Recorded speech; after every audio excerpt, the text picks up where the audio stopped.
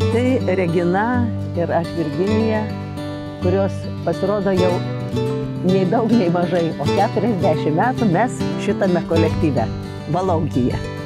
Kolektyvo pradžia, taip, mes buvom tikrai daug ko nemokantis, nesuprantantis, pradedant rūbais, dainavimu, scenoj laikymosi, atrodymu scenoj. Aš pati atėjau, aš nemokėjau dainuoti, aš nemokėjau turavoti. Mane Valaukis išmokė. Tada atėjo Regina, jau mes buvom prakutę. Mes iš tikrųjų jau buvom pramokę, jau stovėjom taip turbūt ant dviejų kojų, kaip sakant. O dabar yra, man atrodo, kad visame mūsų tame vienete Valaukija yra pasitikėjimas, jau pasitikėjimas savimi. Pasitikėjimas tą, ką pateikiam žiūrovui, jau atrodo tikrai žinom, pradėsim dainuoti, ir išeis. Jinai labai geras vadybininkas, tikrai. Taip. Mes šito labai džiaugiamės. Taip, ir turbūt reikėtų dar gal tą pridėti, kad vis dėlto ačiū jai, kad jie atėjo, nes kur toliau būtų Valaukis tada prieš tuos 20 turbūt čia metų, 22, kurioje vietoje atsidūręs, tai čia gal šiandien neprognozuokim, bet tada tai buvo tikrai buvo išsigelbėjimas.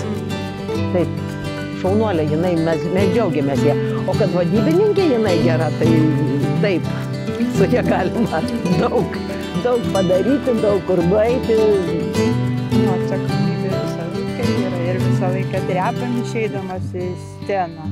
Bet šiaip yra geras jausmas, yra toksai, atsakomybė, tai kas be ko ir visada yra tas drebulys, to labiau Regina, jinai beveik visų dainų yra vedančioji, tai čia iš viso, kaip užvesi, taip ir bus, o kas turavojam, tai iš paskos čia viskas bus. Bet yra pasididžiavimas turbūt, kad aš dainuoju, aš pateikiu tą dainą, aš žiūrovui skleidžiu tą liaudies dainą, aš vaikštau su tautiniu rūbu. Va čia tas yra pasididžiavimas, bet tai yra vos ne gyvenimo būdas. Tai yra gera vaikščioti su tautiniu rūbu, gera jį rengtis, gera dainuoti tą liaudies dainą, gera pasiknaisioti literatūrai, paieškoti kartais į kūrinio. Buvo laikas, kai aš pati užrašinėjau liaudies dainas, važiuodavau, ten ir Debeikiai buvo, Burbiškis buvo, čia mieste buvo vienas kitas pateikėjas, buvo tiesiog gera.